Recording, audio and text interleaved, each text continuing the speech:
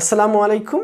আশা করছি আপনারা সবাই অনেক অনেক ভালো আছেন। তো আজকে আমরা তোমাদের একাদশ দ্বাদশ শ্রেণীর দ্বিতীয় পত্র বইয়ের অষ্টম অধ্যায় ৮.৩-এর দুইটি অসমান সদৃশ বা সমমুখী বলের লব্ধি ও তার প্রয়োগবিন্দু নির্ণয় করব।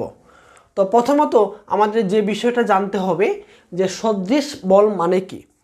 দুইটা ফোর্স বা দুইটি বল যদি সমমুখী হয় এবং সমান্তরাল হয়, সমমুখী হয় এবং সমান্তরাল হয়, তখন এটাকে বলি আমরা সদৃশ। বিসদৃশ মানে কি, দুইটি বল যদি সমান্তরাল হয়, সমান্তরাল হবে কিন্তু তারা বিপরীতমুখী হবে, তখন এটাকে বলি আমরা বিসদৃশ। তো আমরা মূলত আজকে সদৃশ বল নিয়ে আলোচনা করব এবং সমমুখী বলের লব্ধি ও তার প্রয়োগবিন্দু নিয়ে সদৃশ বল সম্পর্কে ধারণা নিয়েছি। এখন আমরা দুইটা বিন্দু চিহ্নিত করব। প্রথমে এটা হলো এ বিন্দু এবং এটা হলো বি বিন্দু। তো এই দুইটা বিন্দুতে আমরা দুইটি সদৃশ বল প্রয়োগ করব।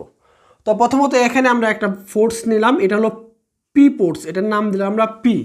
আবার এই বিন্দুতে তার সমান্তরালে, সদৃশ যেহেতু বলছে, সমান্তরালে আরও একটি ফোর্স নিলাম, এটাকে আমরা নাম দিলাম কিউ ফোর্স। এটা হলো পি, এটা হলো কিউ।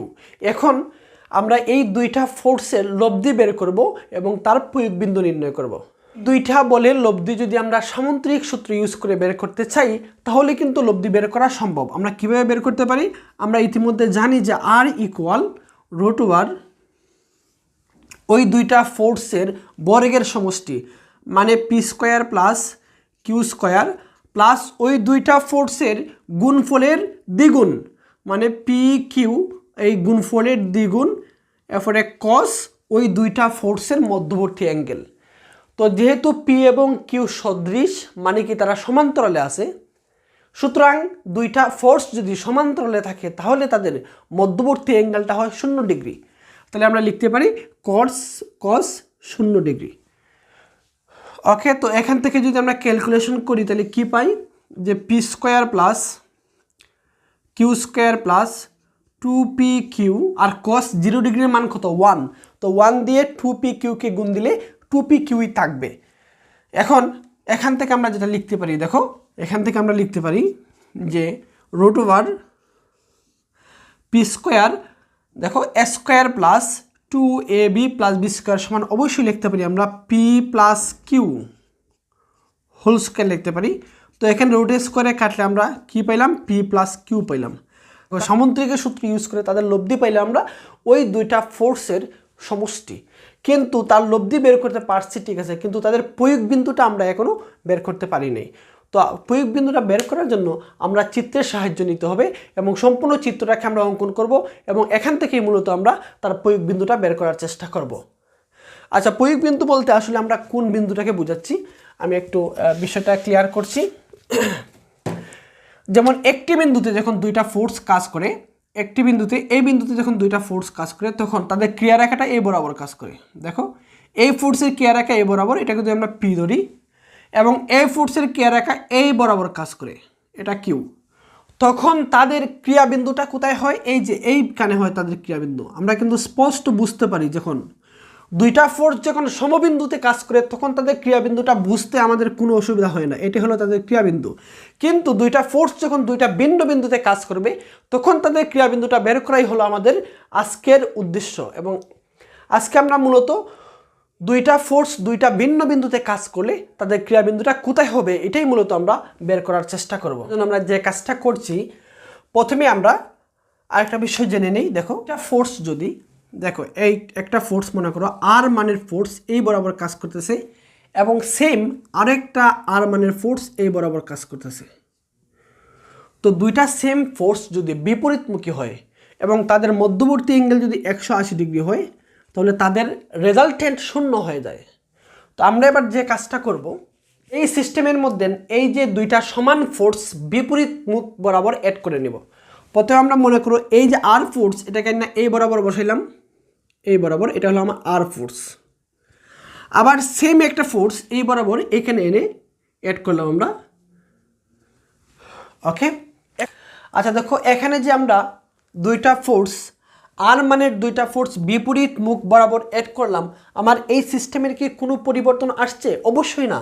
কেন পরিবর্তন আসবে, মানে R1 তো দুইটা সমান মানের বিপরীতমুখী ফোর্স, আর দুইটা সমান মানের বিপরীতমুখী ফোর্সের লব্ধি বা তার রেজাল্টেন্টও শূন্য হয়ে যায়।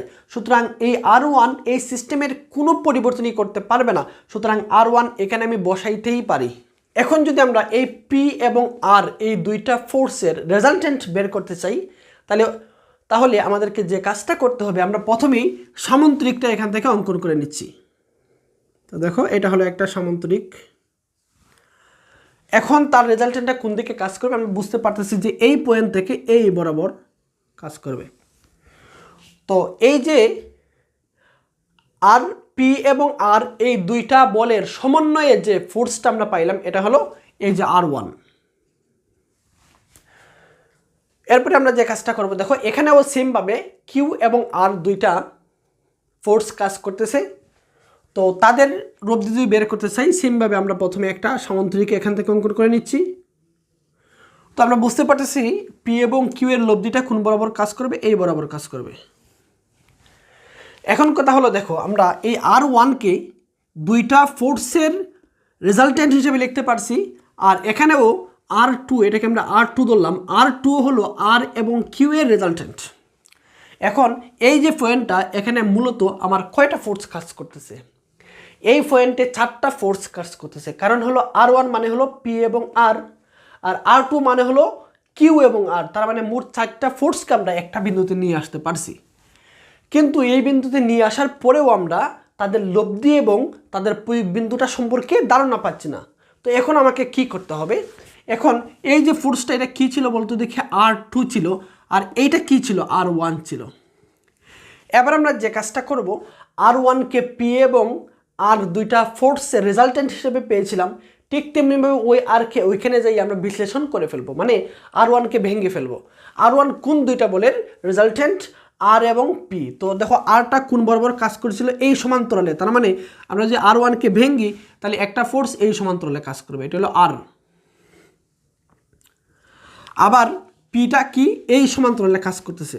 দেখো এই বরাবর কাজ করতেছে, তার মানে পিকে এই বরাবর, পিটা এই বরাবর কাজ করছে। মনে রাখবা এখানে একটা ফি দেওয়া হয়ে গেছে। তার মানে হলো আমরা R1কে এখানে কি করে ফেললাম? বিশ্লেষণ করে ফেললাম, ভেঙে ফেললাম। তার মানে R1 এখানে আর থাকলো না, এটা আমরা মুছে দিলাম। এবার আমরা কি করব? R2কেও ভেঙে ফেলবো। তো R2 আসলে কোন দুইটা বলে রেজাল্টেন্ট? আর এবং কিউ এর। তো দেখো আমরা যদি R2কে ভাঙি, তাহলে একটা ফোর্স এই বরাবর কাজ করতেছে, এই যে বরাবর কাজ করতেছে, এটা হলো আর। আর আরেকটা ফোর্স দেখো এই সমান্তরালে, মানে এই বরাবর কাজ করতেছে। মনে রাখবা এখানে একবার দিয়েছিলাম পি, আবার দিলাম কিউ, তার মানে এইটা কি নির্দেশ করে? এটা হলো পি প্লাস কিউ নির্দেশ করে।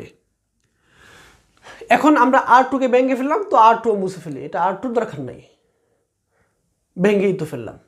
এখন কথা হলো, এই যে আর এবং আর দুইটা সমান মানের ফোর্স বিপরীত দিকে কাজ করতেছে, সুতরাং তাদের রেজাল্টেন্ট কি হয়ে যাবে? শূন্য হয়ে যাবে। তার মানে এগুলোও এখান থেকে চলে গেল।